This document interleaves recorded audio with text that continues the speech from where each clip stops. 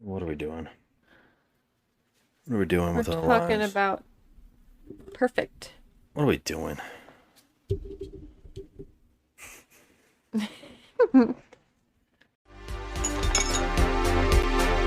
Now it's garbage.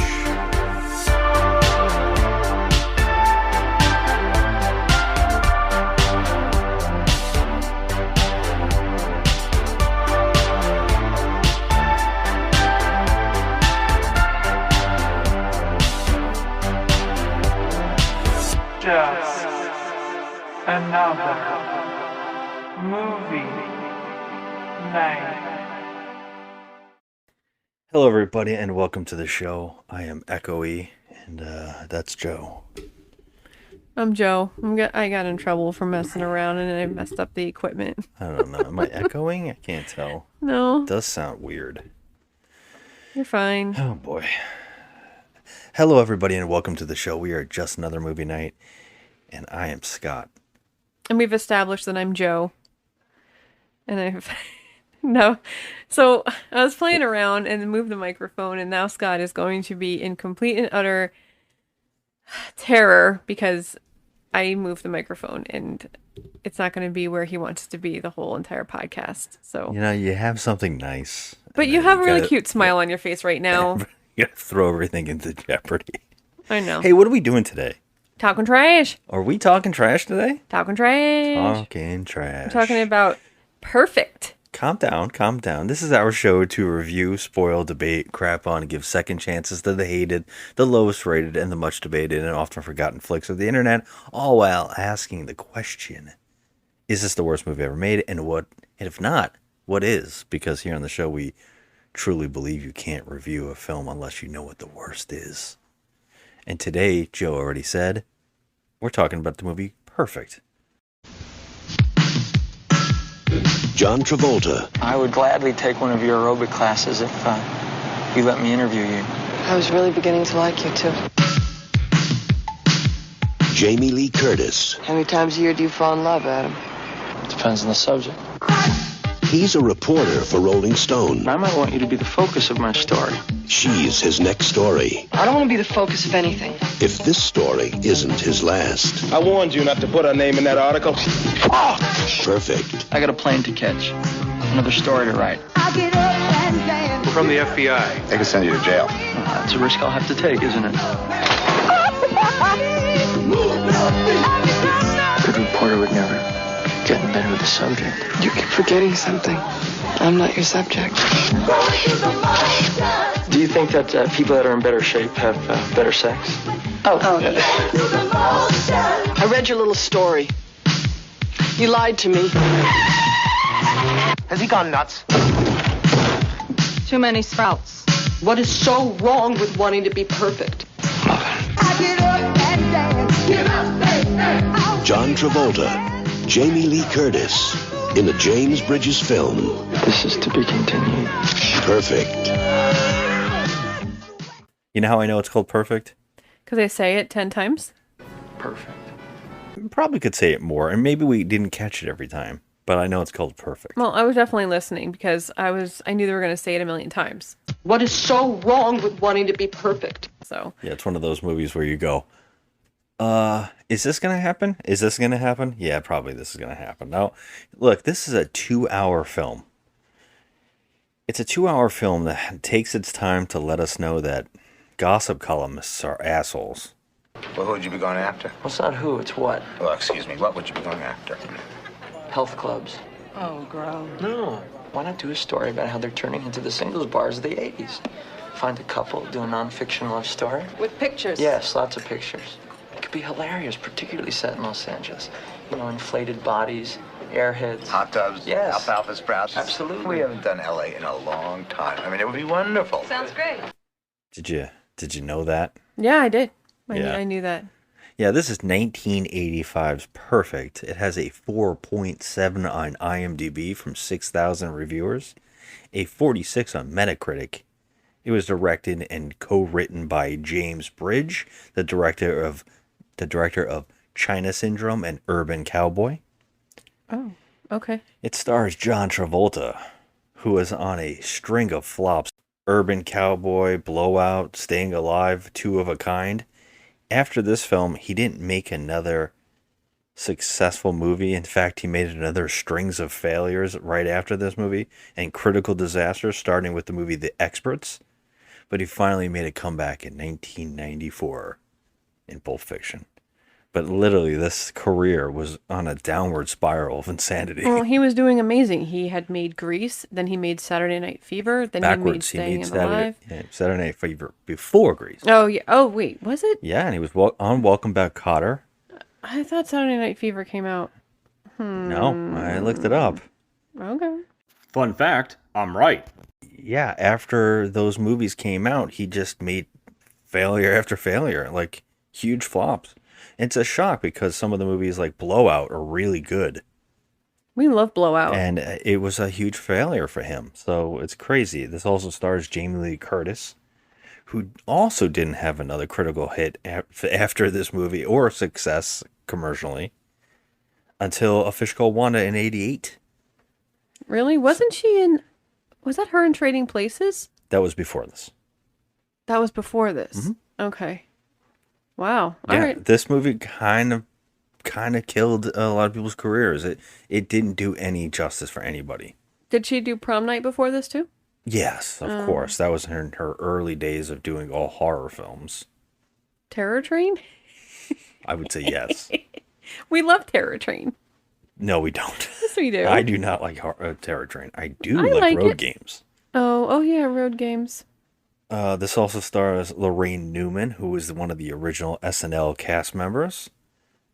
And also Mary Lou Henner, who was dating John Travolta during this movie. They were? Yes. Oh. Yes. That's a weird...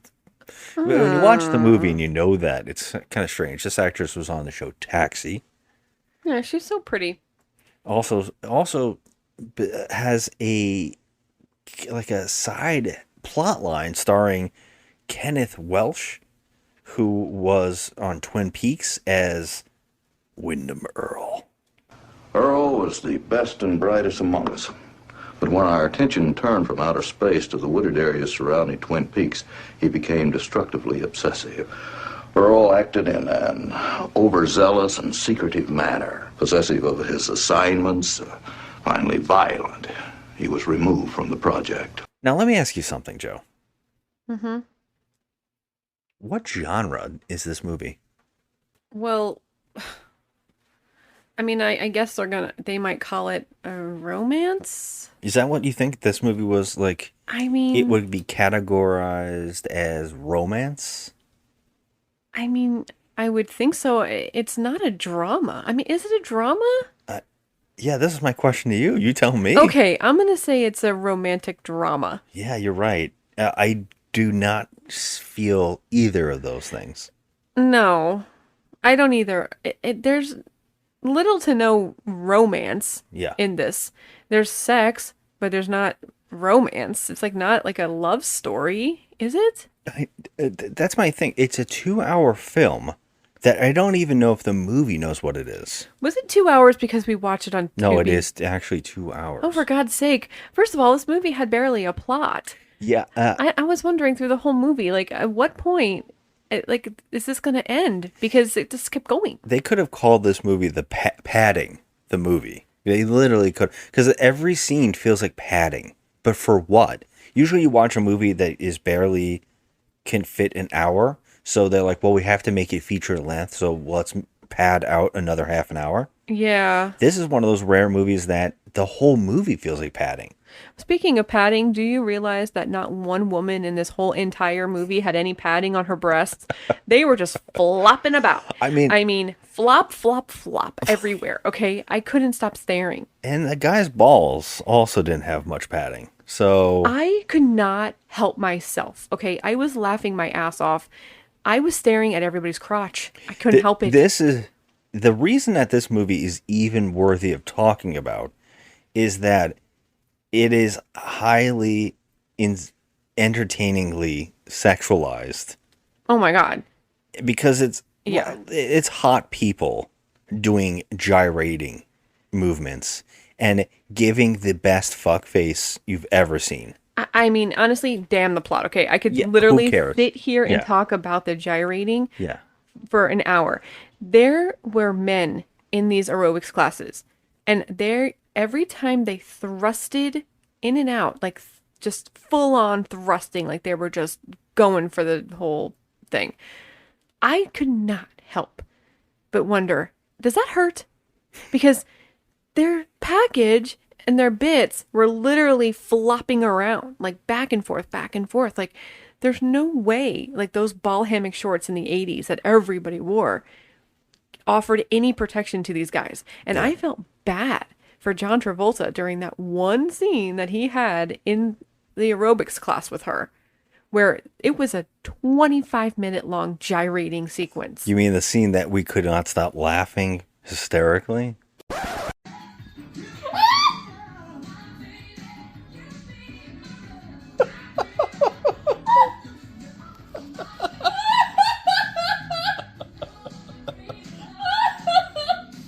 Oh, Jesus. Please don't show him from his waist down. I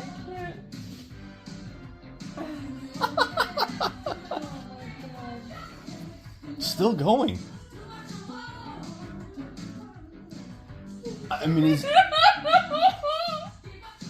Just don't lift any higher, please.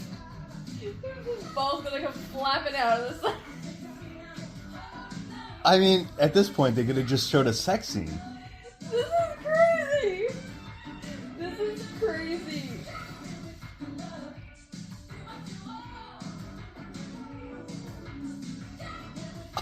Still going. How long is this? I mean, he was having the time of his life. He was laughing. I think he was pretty much... We were. Yeah, he was laughing too. He had this like... Well, he has a... I'm really enjoying this. Yeah, face. it was like a cute smile, like John Travolta's cute smile. It's wild. But he could have been literally engaging in a sexual act at that moment because, I mean, I just could not stop staring. I was waiting for a ball to fall out of those shorts any minute. I was looking. I couldn't stop it. I couldn't. And it was everybody, even Jamie Lee. Well, Like- no, Jamie Lee Curtis is her... Okay. It's almost like the movie itself is a celebration of her body. Yeah. Because anytime she's on screen, it's kind of captivating. Mm-hmm. But anytime anything else is happening, it's like you don't give a shit. Yeah, it's so... There's no reason to care about anything in this movie. The plot is short and sweet. He's a reporter for Rolling Stone. There's two different plotline stories that he's writing. One of them, it has to do with this guy who's a criminal. His name is Mackenzie. He did something, and I guess that John Travolta's character Adam is reporting on that story. Meanwhile, he's being sent off to Los Angeles to report on health clubs. No, he actually goes to Los Angeles. Well, he actually comes up with the idea that he can follow that story because there's people in Los Angeles to interview for the first story. But he Right. gets the idea while trying to hunt down information on the story. Right. And by the way, this is for Rolling Stone magazine. I feel like that story is kind of beneath them. I feel like they're more of an entertainment, like gossip and like interviews for famous people. Yeah, like music. This is like a like Newsweek. Like I don't know what the hell any of this would be It's like in a Rolling a Stone. story for the National Enquirer or some Star magazine. You know those rags. Those Are you rags talking that our moms used to read when we were young? Remember Star magazine? I think they still make Star magazine. Yeah, but are you talking about the workout one or the Wyndham Earl one? The Mackenzie one. Yeah, well, I'm going to call him Wyndham Earl. You don't believe me, do you? Think I'm mad. Overworked. Go away. Yeah, the Mackenzie article does not feel like... Neither one does, but I do agree that the National Enquirer one feels like the workout one. Because it's a full... I mean, what comes out of this movie is that he's writing a gossip column. It seems like, yeah, like a gossip column. Like, I don't... Stir up, like... fear or resentment to the health club industry. See, the thing about it is, like, okay, who gives a shit about this Mackenzie plot? He's following this story, and the movie does. I mean, but it's like we don't care. I know. Like, he has this interview with this guy who's a criminal. Apparently, he's not a criminal, and he's got an interview and tapes that he interviewed him to prove that he is innocent, but he won't turn them over to the FBI because it would ruin the case. They would know how to attack him during the court case. Right. So, okay, there's one plot line. That's the giant back plot line.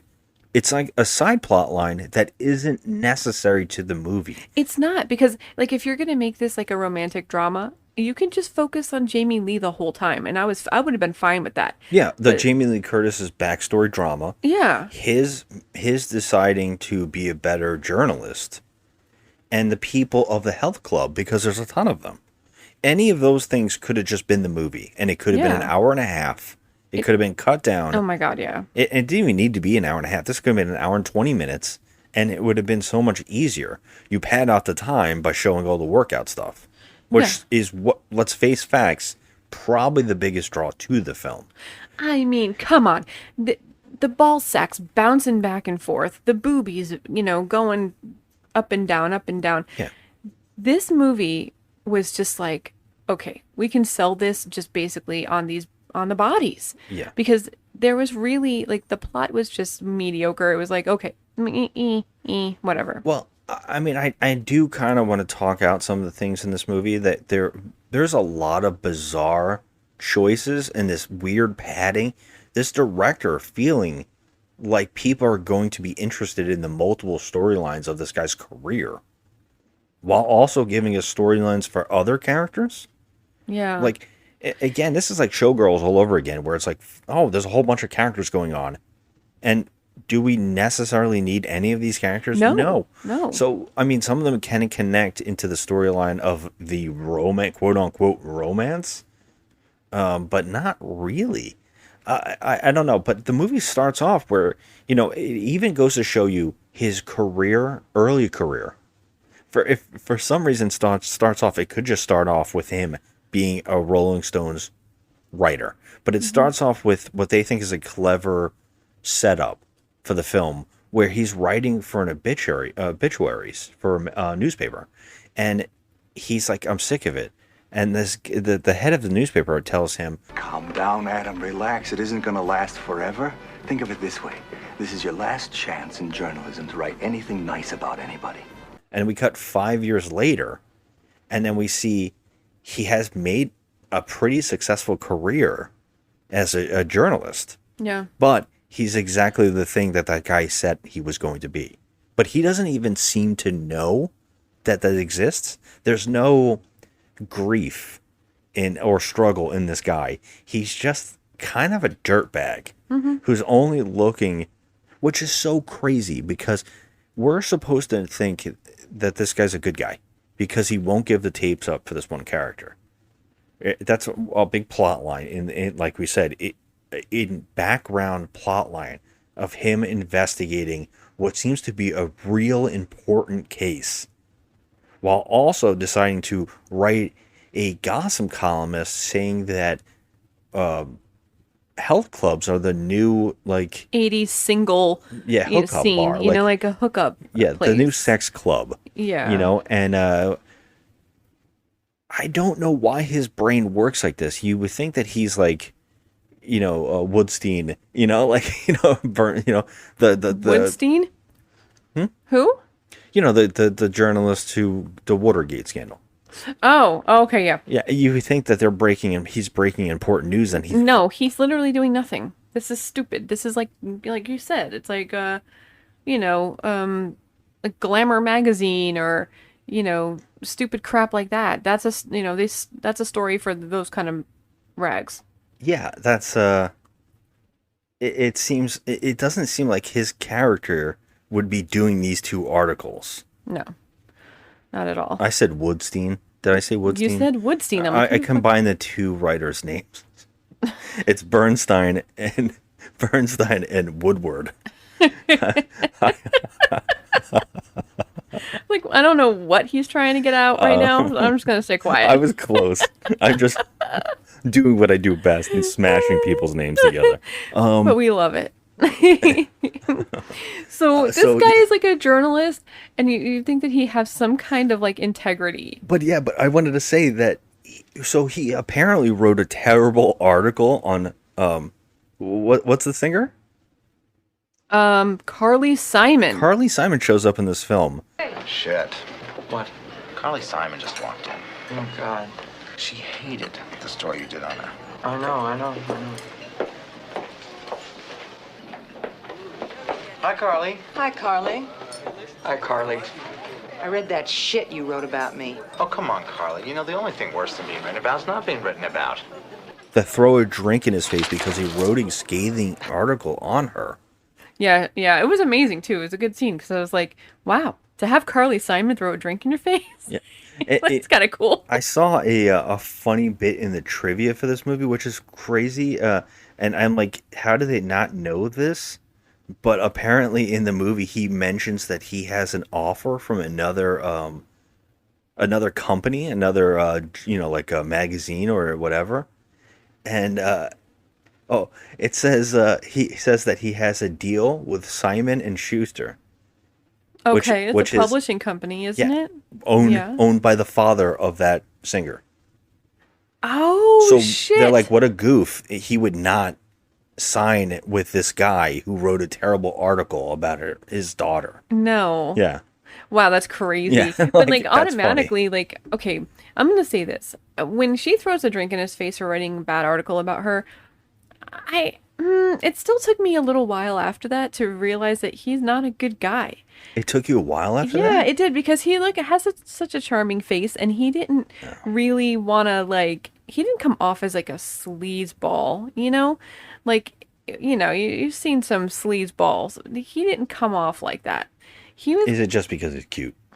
I mean, that helps. He's John Travolta in the 80s. He was cute. Like, Tony Manero was a sleazeball. His character of Tony Manero in Saturday Night Fever, he was the worst. Yeah, I agree. The worst. But he didn't come off like that. He came off at least a little charming, So, can we just talk all about this health club that he decides to write this piece on? Well, he goes to he finds it in the yellow pages, and it's called the Sports Connection. Yes. He goes from New York to California to not only follow the Wyndham Earl case, but also the idea of these health clubs, which is, like you said, what is it called? Well, it's called the Sports Connection. Yeah. But at one point, I was asking you, I'm like, did he say the sports erection? Because all I kept thinking about was just balls, because, there were just so many balls in this movie. And your mind was messed up because you kept hearing everybody as something. Yeah. And I was like, this can't be right. Like, when they introduced Jamie Lee Curtis, I heard Chesty. Her name is Chesty. No, it's not. It's Jessie. Jessie. And I just had, like, I don't know, boobs and balls on the brain. You know what's funny? I thought you said Testy. Is her name Testy? Oh, Chesty. It was Chesty. Clearly they were saying Chesty. I don't know. I lost my mind. But there was just so much pelvic thrusting in this movie, and boobs just bouncing around and stuff. I couldn't get my head right. I mean, it was crazy. There was a lot of it. But surprisingly, there was no, like, actual nudity. Yeah, it's rated R. Yeah. But nothing happens. No, I think it's because they do, Just profanity. And I don't even remember a lot. I would think that maybe sexual innuendos. But, like, yeah. It's not, it wasn't in your face that much that it would be a rated R movie. Like, The 10 to 15 minute constant thrusting sequences where people are looking at each other, it definitely is in your face. I mean, I guess that's the only reason the movie's even made. I would give it a PG-13. I mean, Jaws was PG and it had boobs in it, so come on, You can't see them. You can it's see 'em. suggestive, yeah. She's floating. Yeah. But I don't know. So, well, this club though, it's jam-packed with people. I mean, I don't know how clubs, like, health clubs were in the 80s, if they were really like this. But I do know that there were, like, aerobics classes and stuff, and Jamie Lee Curtis is an aerobics class teacher. She's an instructor. And I gotta tell you, her body is so beautiful in this. Like, she just looks so good. I hate to use the word perfect, but yeah. But can I just say, she has an incredible body. A few years after this movie, she made True Lies, and her body was stacked. Many years later, yeah. Yes, but her boobs have gotten bigger. She had kids. Yeah, but you can't tell in True Lies that she had kids. I mean, her body is ridiculous. She's always looked like this. Like, that's the craziest thing. Now, can we talk about? I would like to use this movie to talk about weird rumors that we grew up with, because there was a really strange rumor about Jamie Lee Curtis growing up. What was the rumor? The rumor is that you know what I'm talking about. People would say that she was a hermaphrodite. What? This was like a very well-known, like, spread rumor about her. Why? Because she had short hair? No one knows. I have never understood it, but I've always loved Jamie Lee Curtis. So I've never understood, but I'm like, how could that conversation even be on the table when you see movies like this? Like, I'm like, you can see the whole thing. There's no possibility. Where would anybody get a notion like that? There's a lot of those weird... A lot of people don't know before the... people who are listening who don't know about before the internet, where everything's just a lie. We would only get rumors, like, passed around.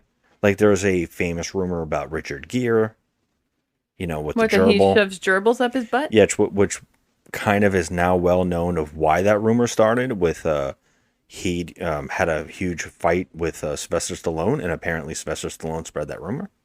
Oh wow, I didn't even know. I don't even know how it came about. Things get started. And this rumor baffles me, especially when this movie should be the case study of why that can't be, even a possibility. Like, why would anybody even talk about that? I mean, why would anyone think about that in the first place? I don't know. I've never understood this rumor. Even like in her early movies, she always looked feminine and like a woman. I don't understand that. I don't either. I don't know how this... You never heard this before? No. That blows my mind. I thought you definitely knew what I was talking about. I never heard that. People were saying that about her. This was the thing that when I heard it and I saw True Lies, I was like, how could anybody ever have said this? Oh my God. And then now I see this movie, because this is one of those movies that, I'm sure it probably played on HBO at a weird time at some point during our childhoods, but there was no other reason to see this movie. Like, we wouldn't have seen this movie. I'm shocked that we never did. Because I feel like John Travolta was just one of those actors you would watch his movies. I love John Travolta movies. I grew up watching John Travolta. So, like, I'm shocked I didn't see it either. But then again, we didn't have, like, cable. That's what I'm saying. So, like, the only way you knew is going to Blockbuster or one of these video stores and seeing the tapes. And that was never something that I would never journey over to that particular section, because I would be renting, like, the Never-Ending Story or something, Nice. Like, or Thriller. Like, I wore out that tape. But I would have no reason to see this as a kid, Yeah, that's true. It's so strange. And when I was looking at Travolta's career, I was like, holy shit, he really did make a lot of bad movies. Or at least a lot of non-hits. I mean, a lot of actors make bad movies. I mean, they just swept under the rug more often. Well, it's funny because he's such a household name. Mm-hmm. And then when you see his filmography, you're like, holy shit. Not many good ones like I thought he did. Yeah. It just kind of blew my mind looking at it a little bit. But yeah, this is one of those ones that just snuck under the radar. Now, I think it's really funny to talk about the club in this movie, what was it, the erection? This is called the sports erection. The sports erection. I love the differences between now and then. So we were talking about this a little bit. It's like very well known now that people do not like going to the gym for multiple reasons. Like, people do go to the gym. It's very popular.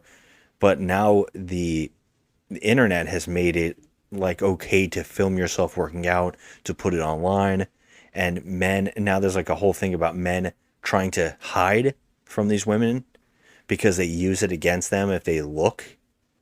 And they do this whole thing about it. And a lot of guys don't want to be on film. So there's a lot of weird videos out there of guys trying to get off the camera and doing things to not have their face on camera. and people point it out and mock it so much that I've heard that a lot of gyms now try to stop the social media filming. A young woman is working out at the gym when she gets some unwanted attention from a very persistent guy. When he comes too close, she's had enough. Don't come near me.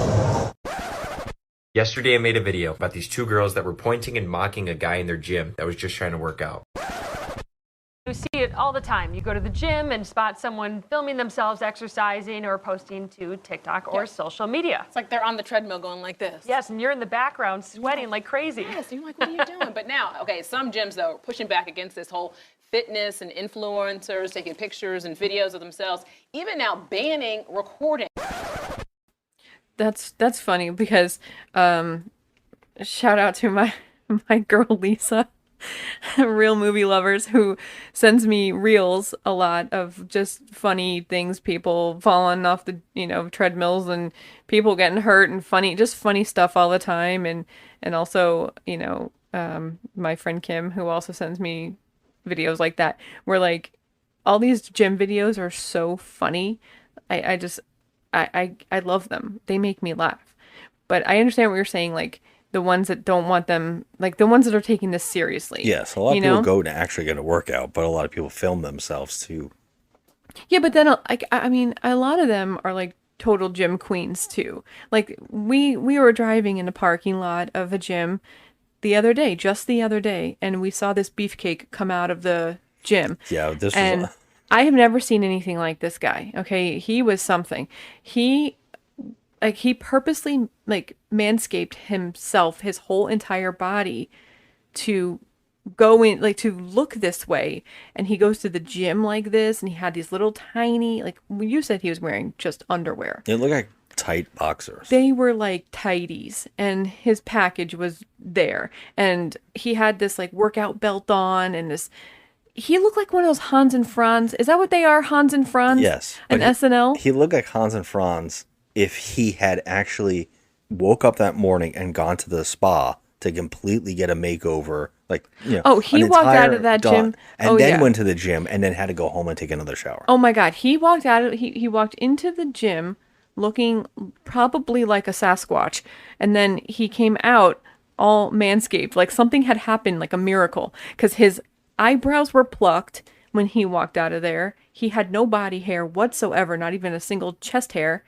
And he had that little tiny tank top on where his nips were almost popping out and stuff. And I was like, wait, how did he look when he went inside? Well, I'm saying that he went and got done up just to go to the gym.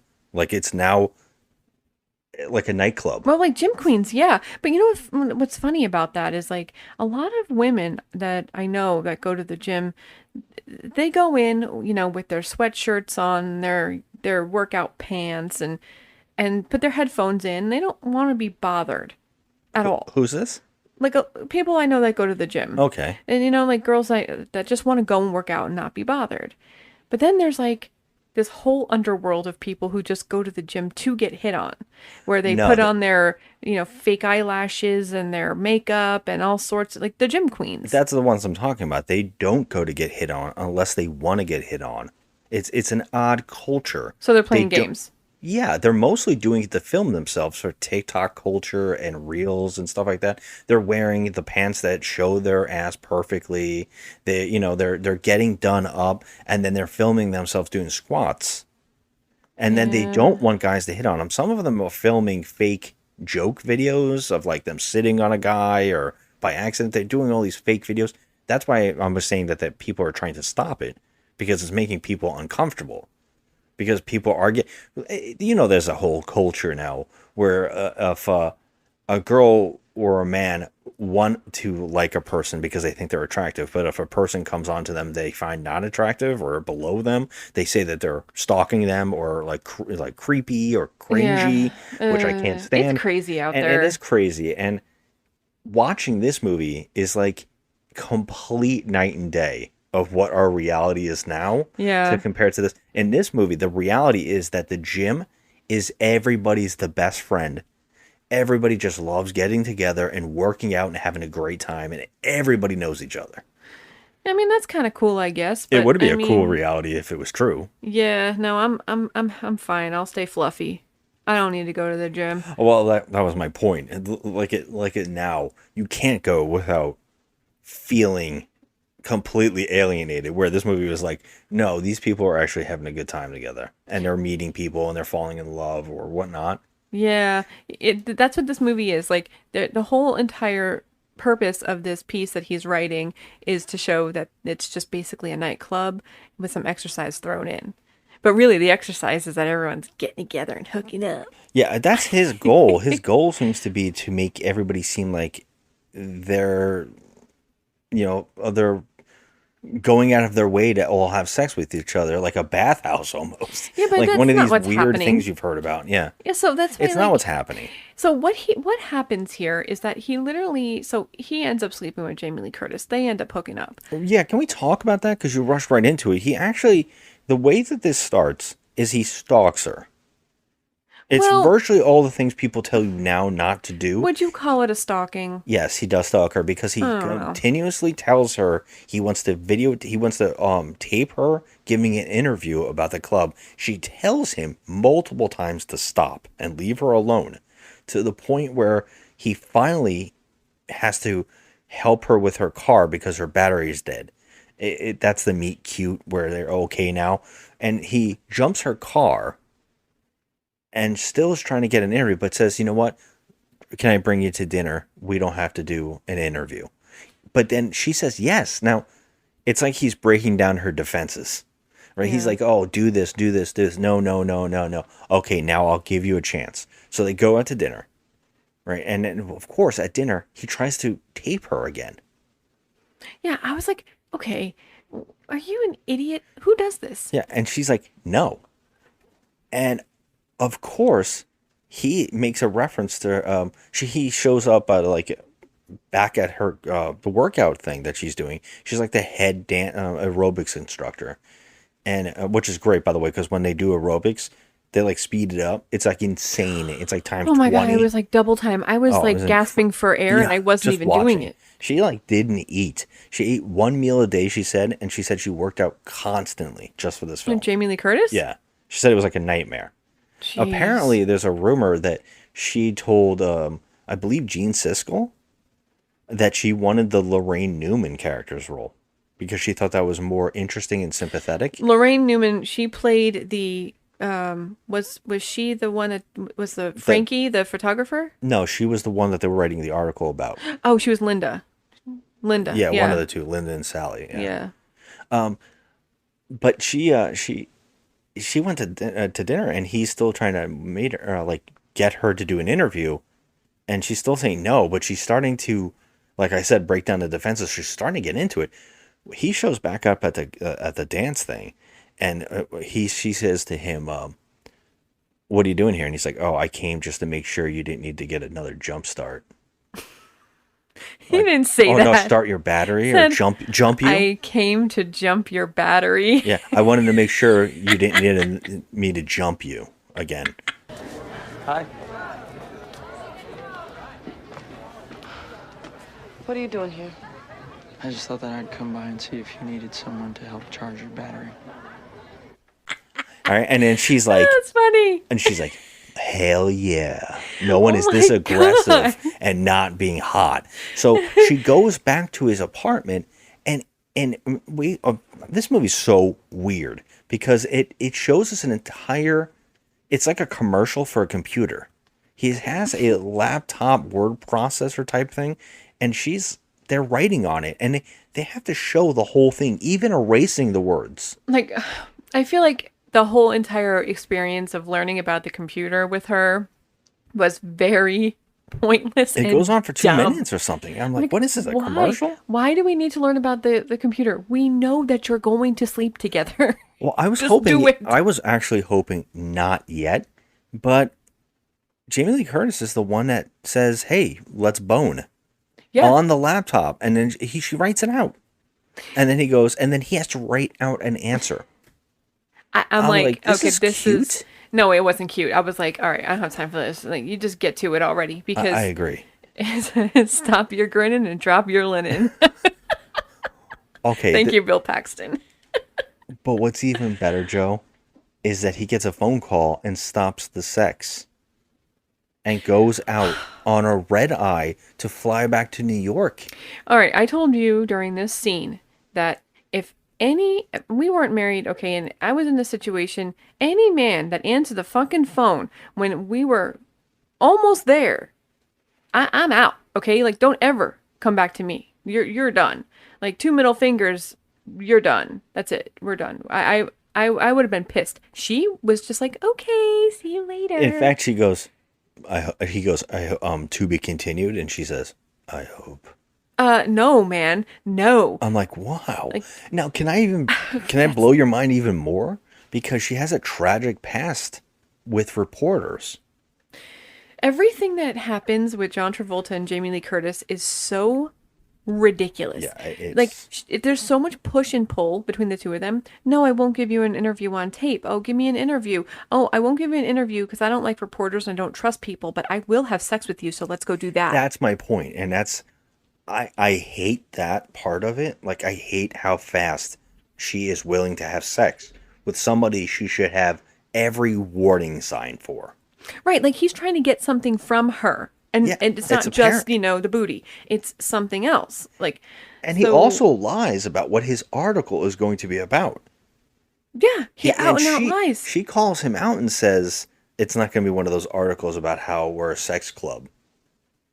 Yeah. And he goes, am I that transparent? But he's like, no, it's going to be about this. And he makes up all this shit to win her over. So he's already being a lying asshole. Yeah, now the sleaze is coming in.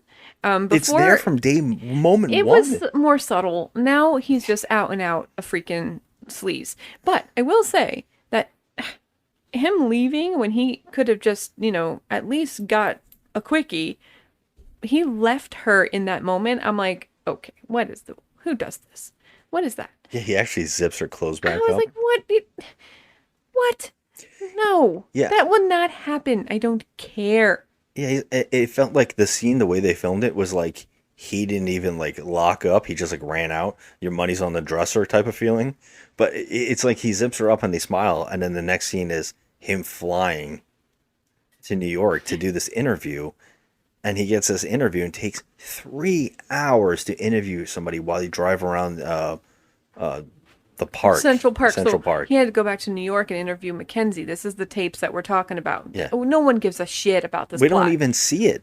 No. The stuff that the movie thinks is interesting, they don't even give you the idea of what's happening. I mean, we don't. First of all, we're supposed to care about this plot line and this guy who's on trial, but they don't even show us the interview. So I'm like, what the fuck do we care for? Go back to Jamie Lee. And the fact that let's just count how many times John Travolta has been on airplanes in this movie. Okay, I don't understand. It seems like everything's happening in a 2-day time span, but it's not. It can't be, because he literally gets sent back and forth, and then he gets sent to Morocco. There's a part where he's just in Morocco. Happening? Suddenly. Yeah.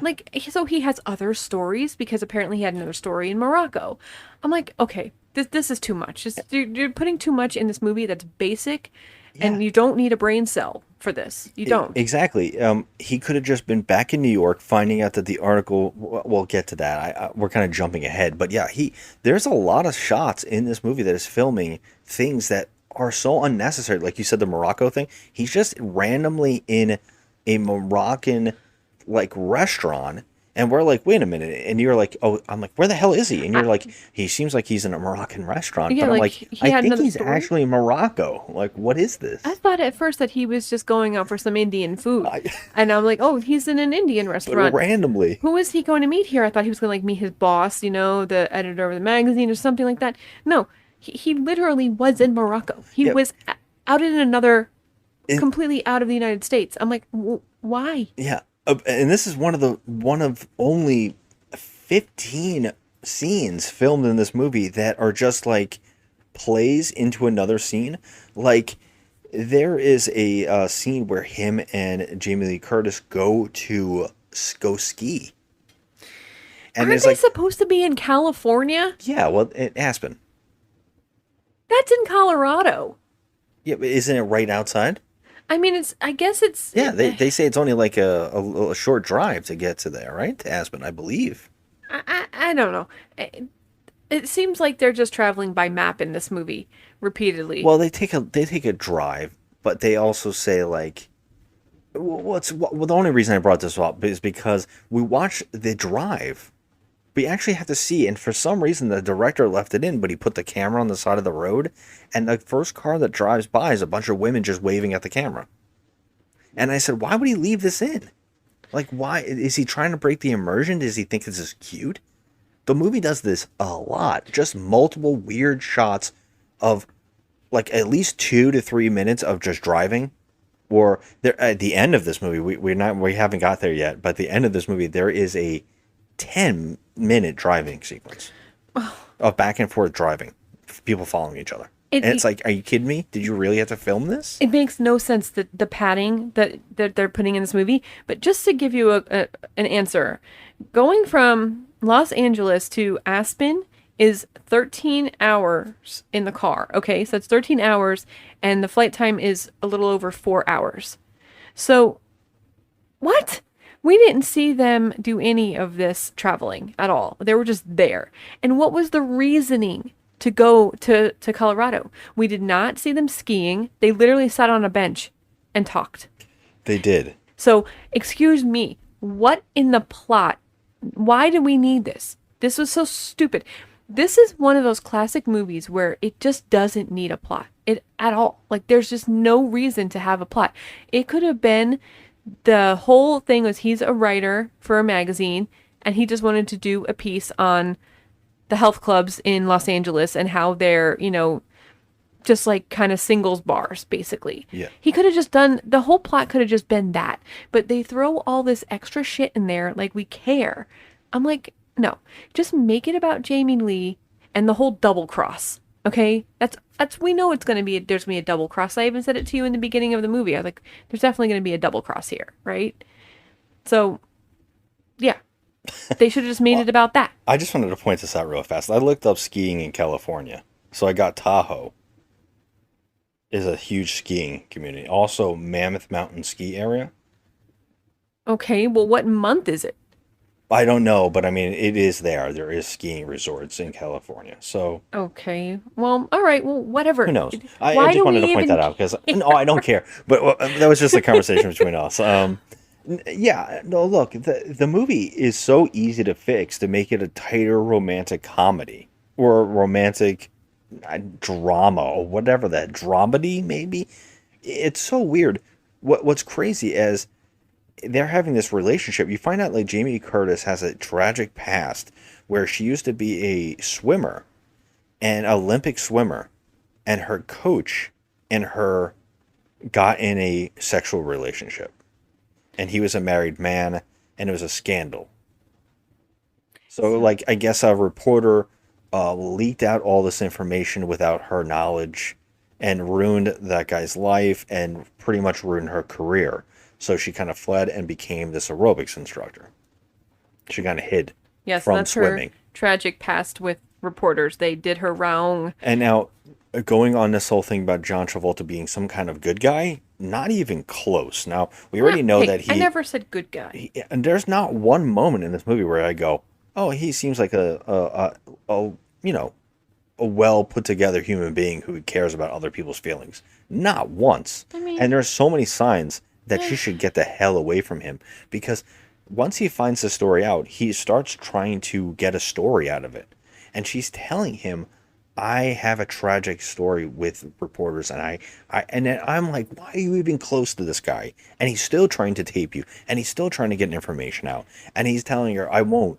Now, when they get a car ride from the ski resort, going home, the two of them alone in the car, he is secretly recording her. Yeah, and he asks her outright, did you actually sleep with the coach, or was it just a scandal? And she is about to answer before she realizes there's a tape recorder between his legs. Yeah, she throws him out of the car, and she says, you're... What did she call him? A sphincter muscle. A sphincter muscle. Yeah, it's a rated R film, and she calls him a sphincter muscle. Just say asshole. Yeah, you're a huge asshole. Like, It was just too painful. It was actually humiliating. But was it true? I mean, did you have an affair with your coach? What's that, Adam? tape recorder. Is it on? Yes.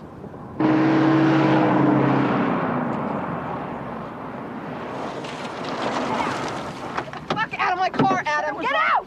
Jesus Christ. Fucking liar!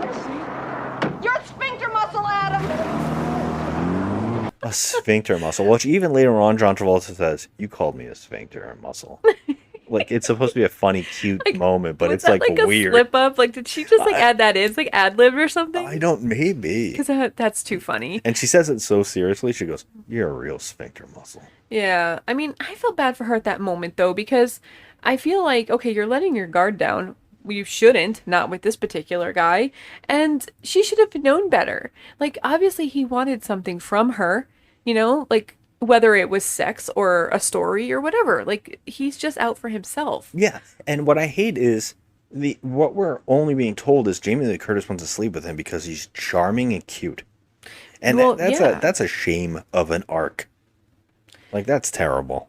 I mean, it is.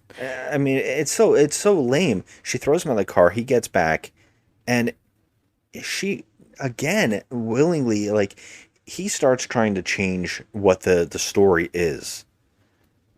You know, the side story is that he won't give the tapes of the 3-hour tapes of that guy to. They're asking like Rolling Stone is like, you got to give those tapes to us because if they subpoena them, we need to be able to cover our asses. And he says, no, I told the guy that only I would listen to him. So we start believing that maybe he's also a liar and that he didn't actually get this and he made a fake article. The movie doesn't tell you because we didn't see it, but I can't tell if the movie wants us to feel that he might be an asshole. Because everything we're seeing is he's kind of an asshole. And the reason I say that is because when the writing of what he's going to write about the club is about these two actresses, which we said Lorraine Newman and Mary Lou Henner, sorry. Which he's virtually calling them whores. Yeah, it's terrible. He's going to write an entire article where someone in the club says, oh, she's the most used gym equipment in the club, which is fucked up. And now this is a really sad a woman who I feel the movie doesn't give enough time to actually explore her because it could be a really interesting emotional plot line where she's kind of alone because you find out that the other friend, Mary Lou Henner, her name is Sally. Sally, she is actually dating a stripper, a Chippendale. I'm sorry, but they don't want to be Excuse called. me, exotic dancer. Thank you, Joe. A man of the night. We just fucking high-fived. You can't see it, but we high-fived. Oh, God. This is what our marriage is. Yeah, I mean, he does an entire scene. By the way, again, a padding scene, literally padding scene. Just a guy doing his entire. He actually pop locks in a thong. Okay, please, anyone who has seen this movie, if you could just tell me what's happening. This is the most unsexy dance. Number one, he's wearing a jock strap and not even a little tiny Speedo or a thong or anything. He's wearing a jock strap. It's a jock strap. There was nothing less sexy. Okay, it's awful. It's hilarious. Awful. And then he's like kind of gyrating, not in a sexy way, but then he starts pop locking. He does pop lock. I mean, even Turbo and Ozone would be like, damn, that's some pop locking. It was, Rick, I mean, really, I don't even know how to put this. This is not a sexy, exotic dance Yes, at all. not at all. And we have to watch the whole thing. And he is in a relationship with Sally and actually asks her to marry him at a birthday party. Yeah, it's kind of cute. Okay, so there's this one couple that they're fine. They're cute. Yeah, but the problem is they're telling stories about their past, about how they would go to the singles bars and they couldn't meet anybody, and that they actually had notches on their stools, like the sex escapades that they've had. Oh. And they keep kind of talking about it, and it's sad because the friend, Lorraine Newman's character, she is actually very hurt that she is still single while the other one is getting married. And she kind of takes it out on her, but she quickly apologizes. Yeah, they had a girl moment. Yeah, they had a moment where she's like, I'm going to be alone. Yeah. And it's sad. But John Travolta sees all this, and he's still writing an article and writing things down like, she's used and she sleeps around. Yeah, and well, okay, here's her famous line in the movie. So he's in the kitchen talking to this poor woman, Linda, and, he's heard things about her in the gym, about her being the most used piece of equipment in there, which is terrible. And he is listening to her cry, and she's sad, and she wants to get plastic surgery because she hates the way she looks, and she wants to be perfect. Sad. And it's just a terrible thing. This poor girl is just sad. She doesn't have anyone in her life, so she's trying to find Mr. Right. And so there's nothing wrong with that. And he exploits her so bad. But she says this line jokingly, I guess I'll go see if I can scare up a gangbang. Yeah, and he writes it down. And he writes that down. And she was just saying it as like a joke. Yeah. And he writes it down and he uses it in his article against her, which is freaking awful. Well, that's the thing. He actually is writing an article. And now what's crazy about the movie is even after he was trying to tape Jamie Lee Curtis's character, she goes back to him, sleeps with him again, and after they've had sex, she goes and looks at his computer and sees the article and sees the notepad of all these terrible things that he's saying about these two women. Mm-hmm. And all of the people that she's friends with at the club. And I don't even know why she went back after what she already had seen. Where is enough calling to her?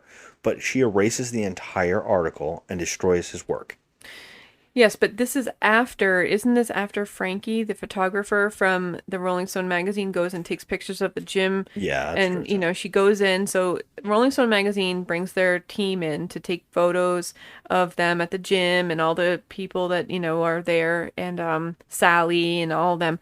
And she takes these provocative photos and with their legs spread open and touching their breasts and stuff, and like these, just making them look really bad. Yeah. And so after all of this, Jamie Lee erases the article on the computer, but that does not stop the others that work at Rolling Stone, like the editor. Well, it's mostly because that photographer recognizes her. Yes, so Frankie, the photographer, recognizes Jamie Lee. She's like, I've seen her before. And other people at Rolling Stone say, I have seen her before too. She looks very familiar. And so they quickly put it together. She was that Olympian. She was the one that had the affair with the coach, blah, blah, blah. And so they're like, okay, we're going to exploit all of this. So they wrote the article. Well, actually, he rewrites the article to do the right thing and write what he originally told Jamie Lee Curtis he was going to write. He sends it to Rolling Stone. They absolutely hate it. And they call in an actor who is in so many movies we love in a weird bit moment. He was in Night of the Creeps. He's in Crazy People, which I absolutely love. He comes in and rewrites it, but they still use John Travolta's character's name. And they write the article about everybody being prostitutes, but they also write the article on Jamie Lee Curtis being at that club too and her past. Yeah, and they call her a homewrecker and all sorts of things. And it's just, they just destroy these people. Destroy them for no reason. For no reason at all. And use his name. Yeah, and so obviously that blows up. Yeah, because he finds out, he keeps calling her and he's like from Morocco for some strange reason. Oh, by the way, trust me. But then she sees the article and it is calling them all out. Then he comes home from Morocco, sees the article. He tries to go after her like a wild stalker, chases her down virtually while they're doing a March of Dimes event, and hounds her, believe me, even going into a women's locker room. Yeah. I didn't write it. Now it's like, at this point, I would never give him the time of day. And he hurt so many people, at this club that were nice to him. Yeah, and what if she didn't erase the article? Would he have turned that in? He would have turned that in. Right. So, and That's it was a terrible article. So, like, you planned to already destroy these people for no reason. Yeah, and because that she erased it, now you deserve some kind of credit. Right. I'm like, what is wrong with you, man? I don't understand the movie. I didn't understand that either. Like, you were going to turn in this article about, this scathing, terrible article about these people for no reason. They are not bad people. Yeah. And you are now upset because they rewrote it and put your name on it. It's the same sleaze you were gonna write. Exactly. That was your article anyways. And then what's even crazier is he goes after Rolling Stone, the chief, his boss, with a baseball bat. Oh my God, and fucks up his office. He goes nuts. And I'm like... And they don't call security or anything. They just allow that to happen. You're nuts. You're crazy. And he leaves. And now all of a sudden the FBI... First off, these FBI agents come up to him. And I think, and I'm not sure, I'm going to have to listen to it again. But it sounds like he said, the FBI agent says, can we subpoena you? I feel like he did say that. Not we have a subpoena for you? No, they ask him if they can subpoena him. Yeah, right? I'm like, I was like, what? Mr. Lawrence, we're from the FBI. Can we have a subpoena for you? Can we have a subpoena for you? But first of all, isn't withholding evidence an obstruction of justice? Yes. I feel like he had evidence, but they never really let us in on, like, really, did he or did he not? But he goes to court. So what happens is they force him to go and testify in the case for Wyndham Earl, and he refuses to give the evidence because he said, I promised him I would never let anybody else hear it. So you think that Wyndham Earl's gonna be like, he kind of makes a face like he appreciates him, but we're still thinking, what if he really sleazily made this all up? That's true. But they actually send him to jail because he refuses. And it turns out that Wyndham Earl is not guilty. And he gets off anyways, while allowing John Travolta to get out of jail. But what's crazy during the scene is Jamie Lee Curtis shows up at the court to watch him because of all of this press that he's getting, that he won't throw a guy under the bus with the tapes because he promised. But he has thrown everybody at the health club under the bus. So why now do you feel like, what, like one person he has integrity for? Yeah. Like, what? And she, then this is even better. The guy he threatened with a baseball bat tells Jamie Lee Curtis that he didn't write the article. Off camera, by the way, but that's the assumption. Why would he do that? And why would a guy that got threatened with a baseball bat be so like, I'm going to give him credit? Yeah. By the way, there's this Rolling Stone magazine. They have Hunter S. Thompson on the damn thing. And you're telling me that this is the guy, they're going to rewrite his article and say he's crazy while Hunter S. Thompson is doing what he's doing? It's like, what? Okay, Rolling Stone. All right, sure. You famously had what's his name? Who's Dr. Gonzo? No, I was gonna say another writer for Rolling Stone. Who? What's his name? No, Cameron Crowe. When he was a child, was able to follow Led Zeppelin around and write Cameron Crowe? Yeah, isn't that who did Almost Famous? Yeah. He directed Cameron Crowe. Yeah, you're right. Kind of based on his life. Yeah. Yeah, it's like, okay, Rolling Stone, don't tell me that you have like morals, like, you know what I mean? It's like. It's so crazy. We're a dignified magazine. There's a part in this movie where they're worried about the picture they're going to use of Mick Jagger. And then they're like, let's throw him out of the bus because he won't give tapes up. I know. And then they post a picture of the girl, poor Linda, with her legs spread open in the gym equipment. And it says use the equipment. Oh my it's like, God. I was like, terrible. What? Like, you have absolutely no integrity whatsoever if you're posting this sleaze. Yeah. Like, what is wrong with these people? Stop. I mean, Jamie Lee is like so dumb in this movie. He could have wrote for Mad Magazine, and I would just as much believe that he was writing for that and making these articles up than Rolling Stone magazine. Exactly. It's so bizarre. I mean, but it's ridiculous. And now Jamie Curtis feels some kind of like owes him some kind of debt, and like she's in love with him, so she runs after him and waits for him to get out of jail, which could take a year if you think about it. Well, that guy's on trial. We've seen cases go forever. Yeah, but the case got thrown out. He was found not guilty, and then the contempt, we know by watching My Cousin Vinny that Vincent LaGuardia Gambini, he only served 1 day in jail. That's right. It was the only time he could actually sleep in peace. These days, you can be contempting of court and in the court and not even go to jail. So I mean, whatever. Oh God. But yeah, he gets out of jail. Jamie Lee Curtis is waiting for him. He gets in the car and they drive off into the sunset. A loving couple and the most romantic meet cutes ever. Let me tell you. Can you imagine telling your kids, how did you guys meet? I stalked her a little bit. I was going to write an article about her. I was going to destroy every one of her friends that she still works with. How are they going to get over this? But you know what? Who cares? We're in love with each other. I didn't feel that love at all. I mean, in fact, I didn't feel the drama or the romance. I thought Jamie Lee's character, Jessie, Chesty, was completely dumb. Like everything about, like you're telling me you have this past trauma with reporters doing you wrong, and then you're just gonna jump in bed with one? Yeah. I mean, she jumped in bed with him so fast. I was mad about it when it showed. I was like, okay, so I guess you don't have any more trust issues because he's cute? Yeah. What is wrong with you? And then she has the nerve to get all upset and pouty and slam shit around and be all hurt and bothered. He's a sleazy reporter. Like, you knew what you were jumping in the bed with. Exactly. That's my point here. This movie is baffling. Like, just baffling. This is, if you need to have background noise and you want to watch a movie where you also feel like you have to do other things, this is the perfect movie. Because I see what you did. Oh, I didn't even mean it. Son of a bitch. I actually wrote a movie review while I was watching this. I did some internet research. I wrote some facts down. I was able to take my time while watching this film. Well, it was 2 hours of nothingness. That's what I'm saying. There was nothing There's going on. literally in an this hour movie. of movie in this movie.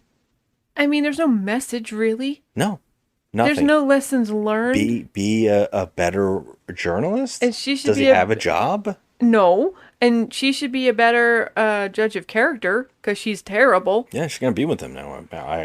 Ew. I'm only assuming there's a world where these two people stayed together.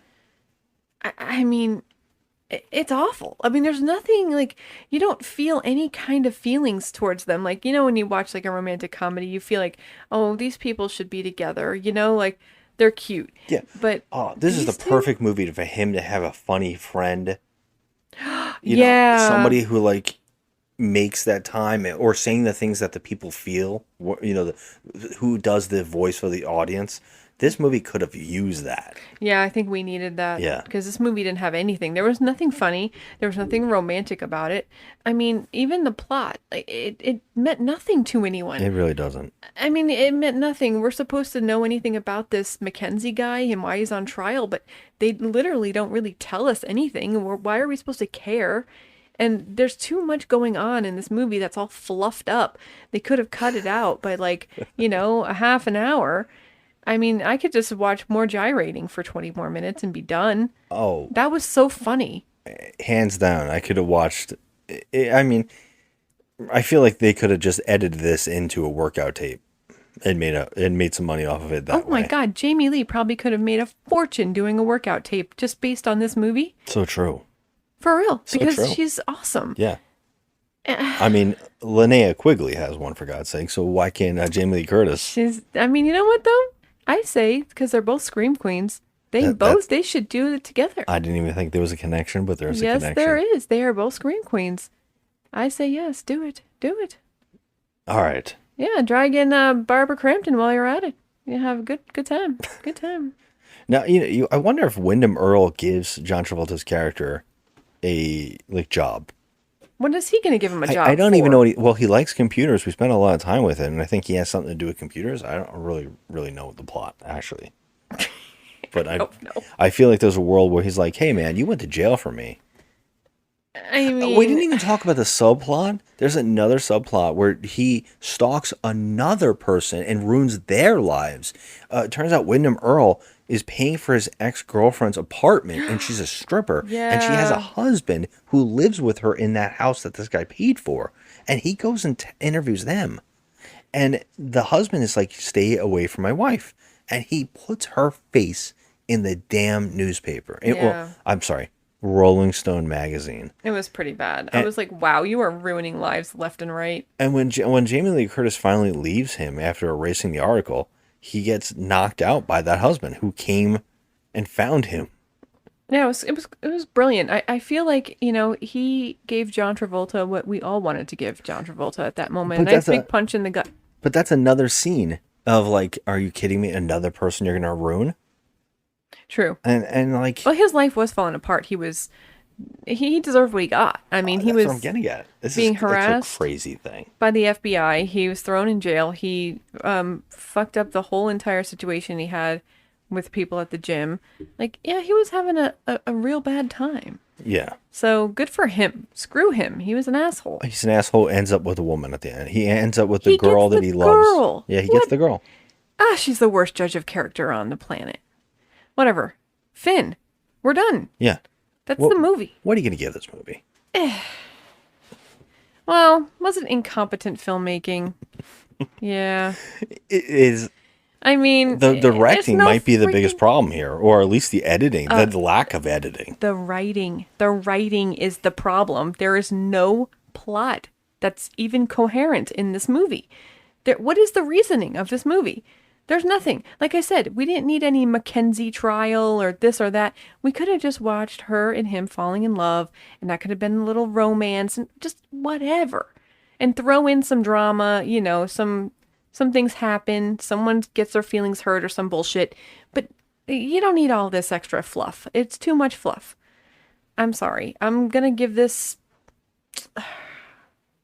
You know what? Not even the songs could save it.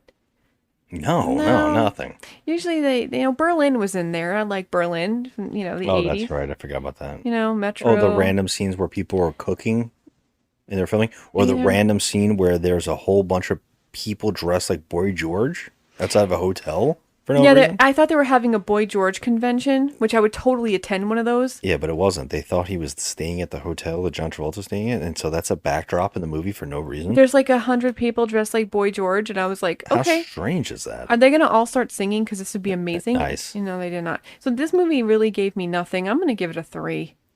Okay, I'm going to go 4. I don't know, man. This movie, there's too much fluff. Too much. And I'm not talking about Jamie Lee Curtis's honkers. I'm talking about the fluff.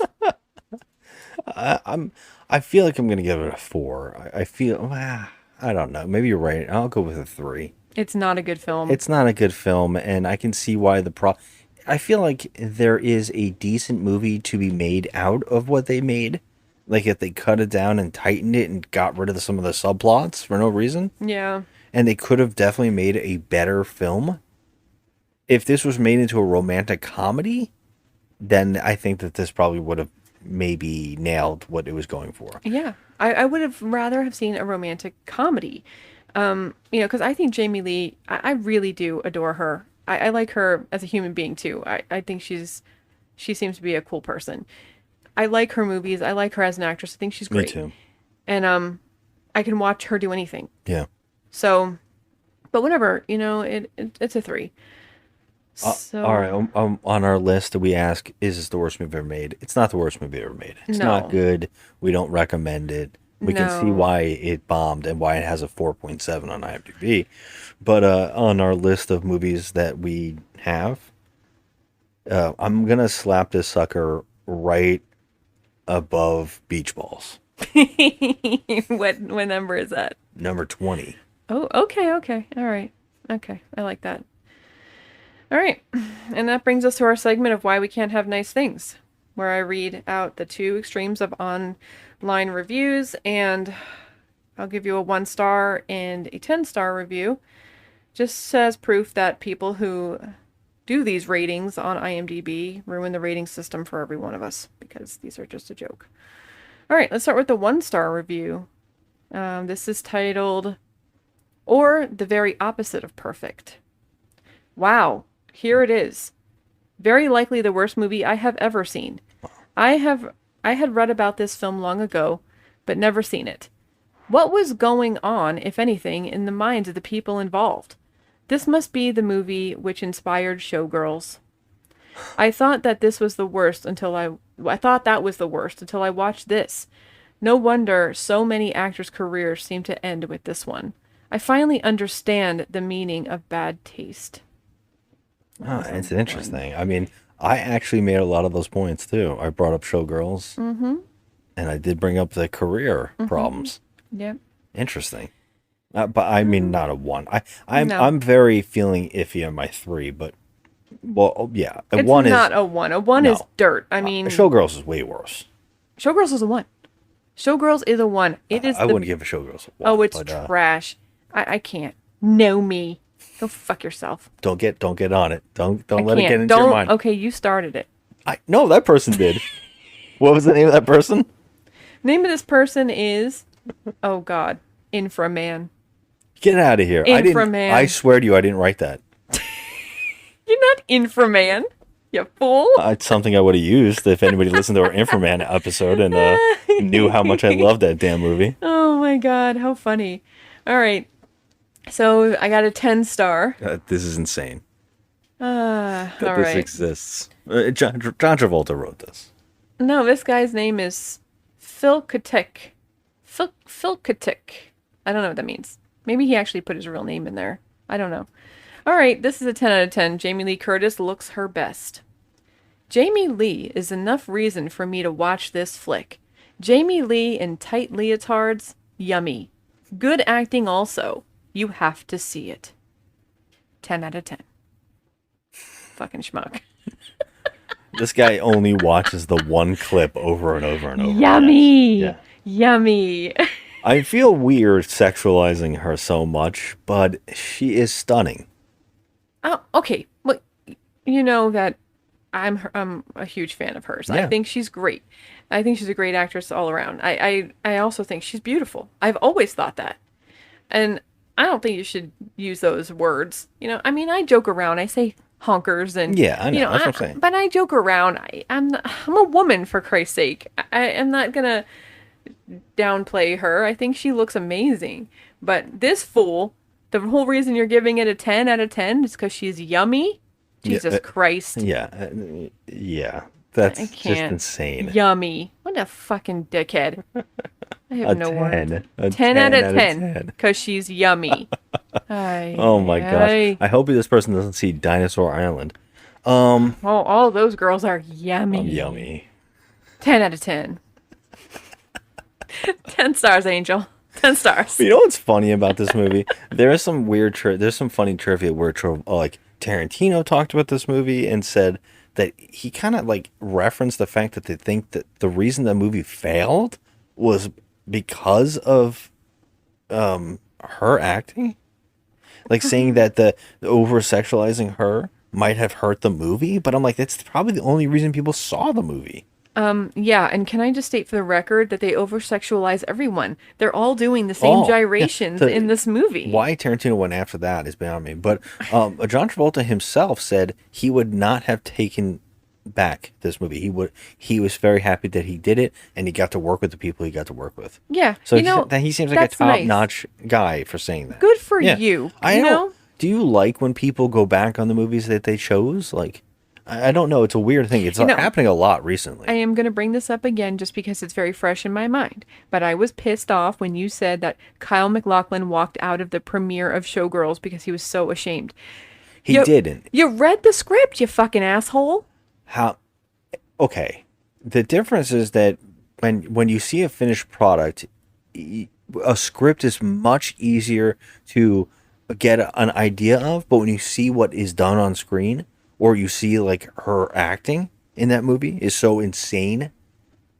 It is different in concept, is much different in execution. I'm going to go ahead and disagree with you on that because he literally had her bits in his face. Now you're telling me that you have this scene going on right now and you're thinking, oh, this is going to be a great film. Or you have her in a pool and she's acting like she's possessed by a demon.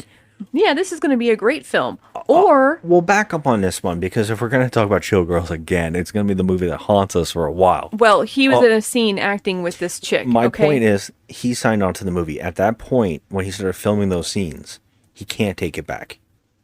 You're in a contract now, and you're doing the scenes. He said when he signed on, he wanted to work with Verhoeven, who he said was a great director at the time, and he is. He did RoboCop, and he's like, this guy was making some very interesting stuff. Basic Instinct.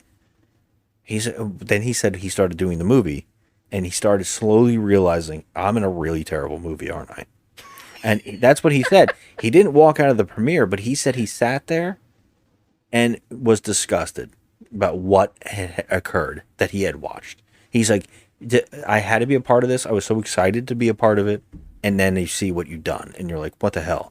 I feel like it goes with a lot of movies. So if you saw a movie and you were like, you saw the script, and you're like, okay, like this movie, it's a tight enough script where you go, okay, well, it's going to be this whole thing, and I'm going to be a journalist, and I'm going to learn to be a better person. It doesn't come out that way, but I can see on script it probably reads really well.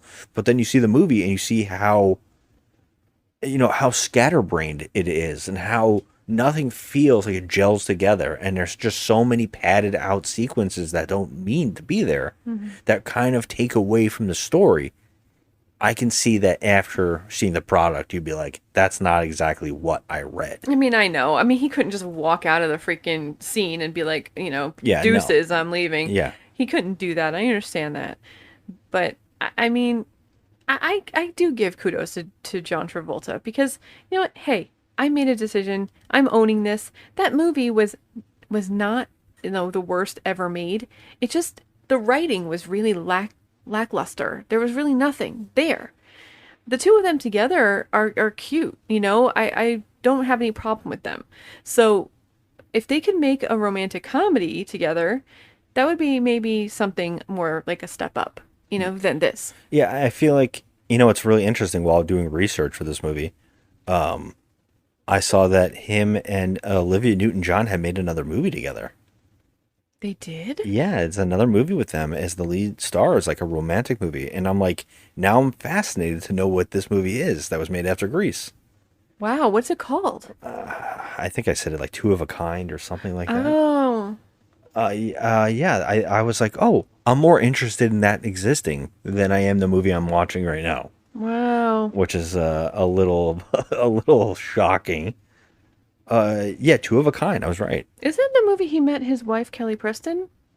Oh, I don't know because that was before this, and he was dating Mary Lou. Oh, Mary Lou Henner at the time of this. Yeah, okay. And the reason I said that was weird is because in the movie, the stripper dances on her and she makes out with him and grabs his ass and everything right in front of him, and I was like, that's yeah, but he has to make out with Jamie Lee. I do remember ever seeing it.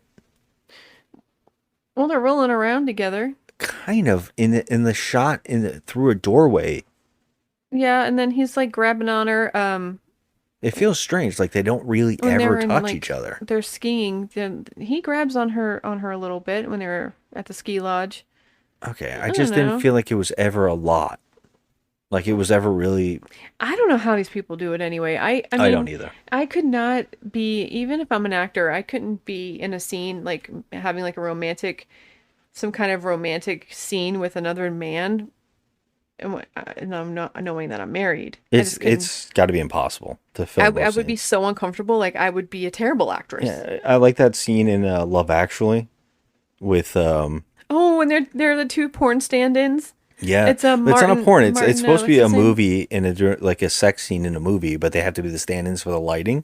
Oh yeah, yeah. It was Martin Freeman. Martin Freeman, yeah, they were so cute. And they had to stand there and do all the shots and all the movements and act like it's nothing. Yeah, and he has his hand on her breasts and everything. Yeah, and is it cold? Do you want me to warm my hand up? It's so cute. awkward, but it's like that has got to be insane to do. Yeah. Anyways, yeah. Do you have anything else about this movie? I mean, no. There's like a lot of gyrating and a lot of like really, I mean, 80s people. When I say 80s people, I mean like huge hair. Yeah, that nostalgia might be there. That might be a thing that some people might gravitate toward and see a little more fun out of it. Is that there is that nostalgia factor of seeing the 80s.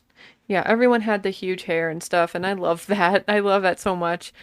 But I mean, no, this movie, no. Yeah, I'm good. I guess we see it again. We can end on the best actor response to doing a bad movie ever, which I'm going to say is Michael Caine, who, when making Jaws: The Revenge, was interviewed and said because he famously filmed that movie instead of getting his Oscar win, he didn't go pick up his award because he was on the set of Jaws: Revenge. And he said, when asked, do you feel regret for making that bad movie? And he said, I've never seen the movie, but I've seen the house it built and it's beautiful. So Michael Caine wins. Michael Caine does win. Best response to making a bad movie. Yeah, you know what? I think I was almost in Birdemic. I feel like I passed up on that opportunity. Birdemic already happened. You could have been in either Birdemic 2. We're going to get to that one day because we're going to have to do that movie. I feel like we could be rich and we'll right talk now. No. I mean, we might have been disgusted by I ourselves. might have moved on to Sharknado 3 by this point if I had just taken that guy's card. All right, everybody. Well, have a good night. Thank you for listening. Hit us up on social media on Instagram at Just Another Movie Night for me, and Joe at the Crafty Misfit making some crafty things. Oh my some gosh. crafty fun things. Heck yeah, lots of horror no stuff. perfect earrings though. Oh. No Jamie Lee Curtis or John Travolta thrusting. No, Yeah. damn. But make those. hit us up on there. Tell us if you love perfect. Tell us if you have a theme that we should do, because this is all Beck's fault on This Girl Loves Horror on Instagram. Thanks a lot, Beck. We are doing all workout movies. So yeah, next week another workout movie. But if you have a theme for us, we would love to hear it. This is fun though. Thank you, Beck. Yeah.